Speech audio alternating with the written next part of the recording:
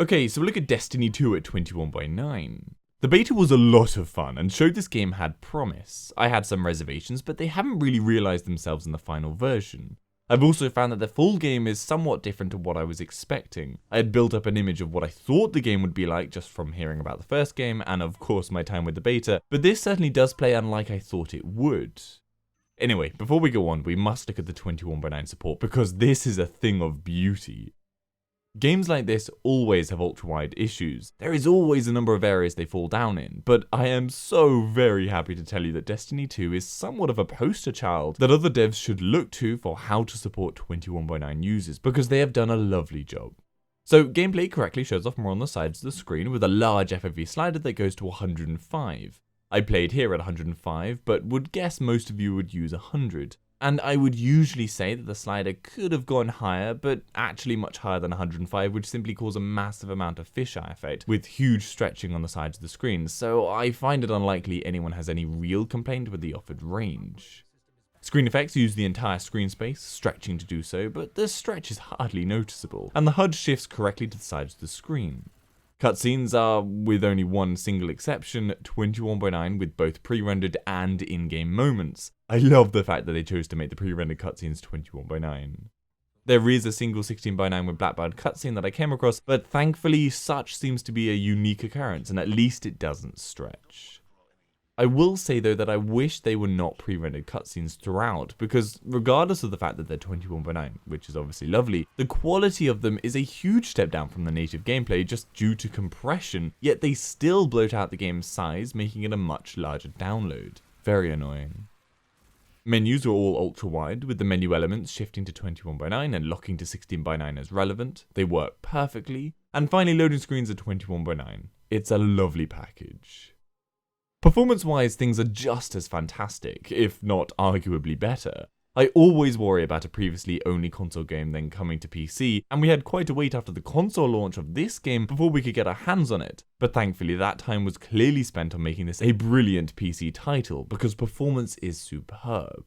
I'm talking, at 3440 by 1440 on a GTX 1080 Ti, I was able to stay in the 80s to 90s the entire time on highest everything settings. That includes huge firefights, expansive landscapes, the lot. And FPS fluctuations were minimal at most, moving between about 70 to 90 FPS. Totally perfect for a G-Sync monitor to make the varying speed unnoticeable. I have to give full credit here to the PC optimization team. Great job. It's so appreciated because this kind of performance is unfortunately very rare. This is a gorgeous looking game and I'm glad we can play it without technical hindrances.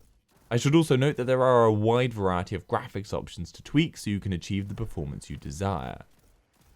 General PC support wise, there is full surround sound support and HDR support if you have the right monitor, obviously. Both controller and keyboard and mouse setups can be used beautifully. However, much to my disappointment, the stupid controller setup for the menus, where you navigate around with this circle to select stuff, this has persisted into the full game from the beta, and it is a joke. Why this ever got greenlit as an acceptable way to navigate menus, I have no idea, but yeah, it's one of the reasons I stuck to mouse and keyboard for playing. So gameplay wise, this is a snappy, addictive sci-fi first-person shooter.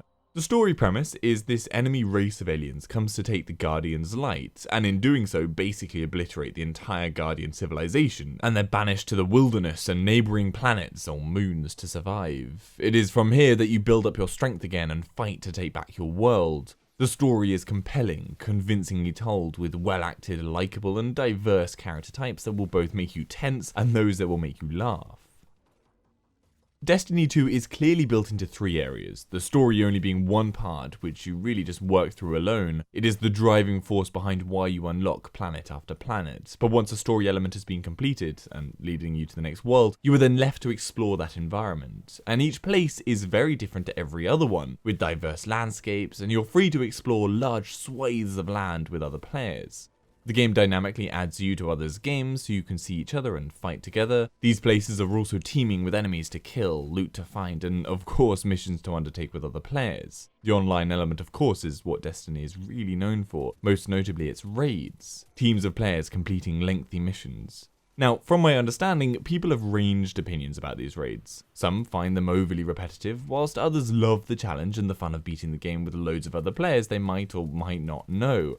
There is also a lot of issue with the fact that these raids need to be completed in groups, and often if a single player is a hindrance, the whole group can often not progress. I honestly don't know enough about the raid situation here, but it does boil down to one point. The game is hugely based around multiplayer, playing with others, and I love and hate this. I love it because multiplayer is a fantastic element to many games, but I hate the limitation it sets for things like raids, where people like myself, who have few friends that play these titles, likely will never get to experience everything the game has to offer because we simply don't have access to a group to play with.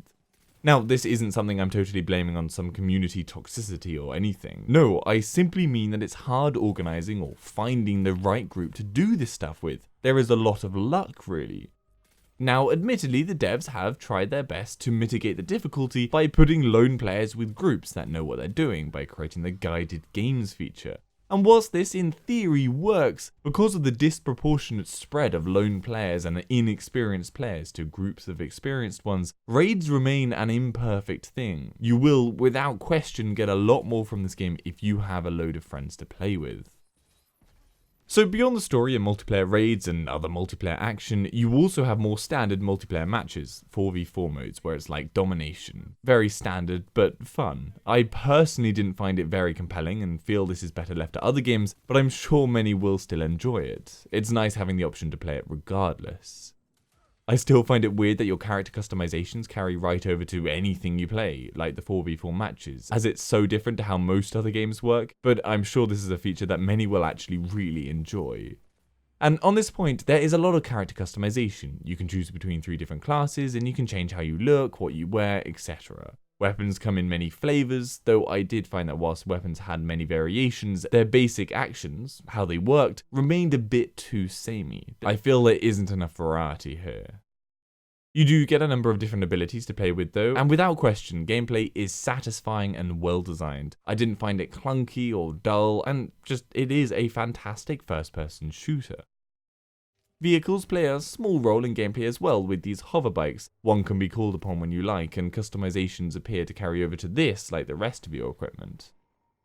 All in all, I am still very early game, as this will clearly need hours and hours of playtime to properly experience everything it has to offer, but from my first 10 to 12 hours of playing, I really do feel confident in recommending this game. It's a satisfying shooter that plays with interesting technology ideas and has sufficient depth to keep you entertained for many hours to come. It is admittedly at the higher end of AAA game prices at £40, but I do believe that you're going to get your money's worth.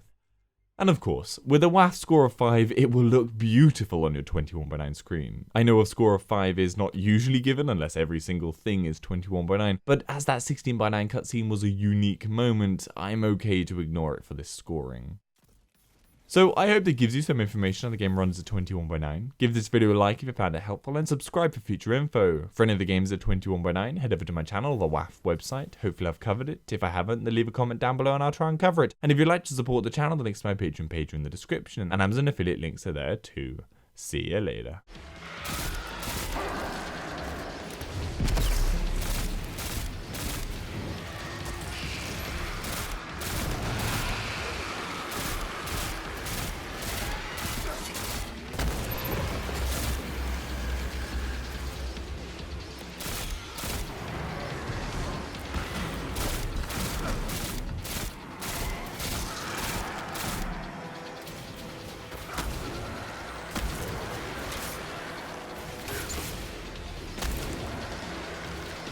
We made it, Sloan.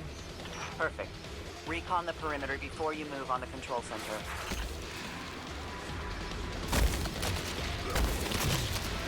So it looks like we're standing in some kind of high breeding ground. Take it out.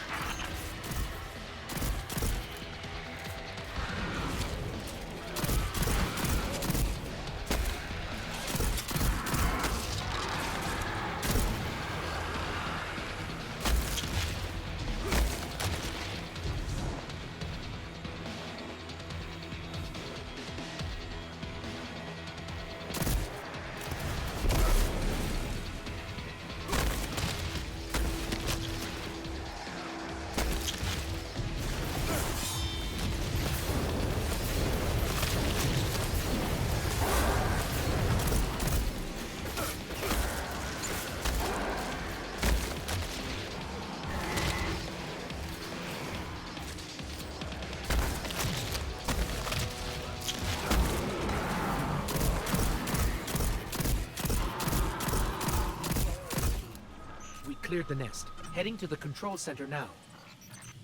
Well done. Sweep the perimeter and we'll move in on your signal.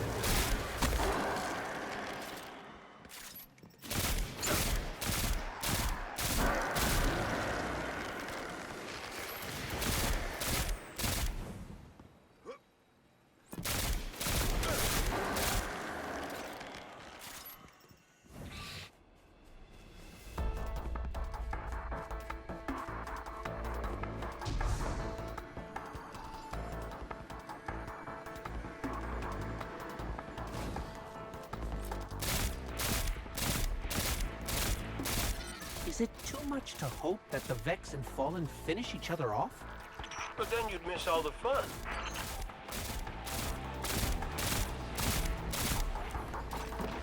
That is a really big Vex.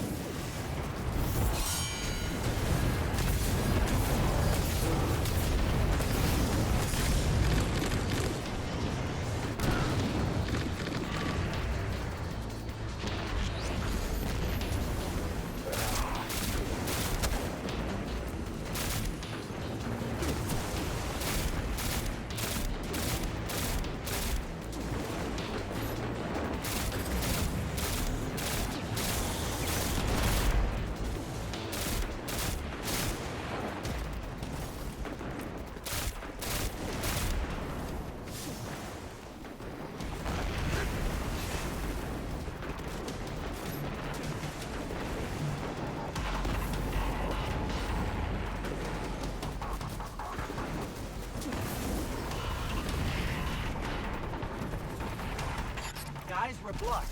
The Vex put up a barrier. I know how to disable that barrier. The big Vex. Smash it.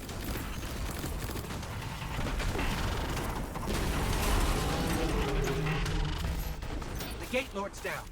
Hold on, Cade. We're on our way. That's good to hear, because the Fallen just found us. Activating defensive shield. The Cade 6 must stand back. Hey, nice one, failsafe. The Fallen can't get to us now. That's right, though. They can't, right? Get to us.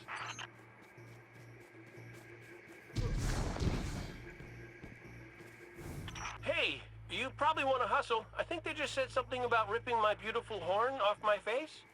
My beautiful, beautiful horn.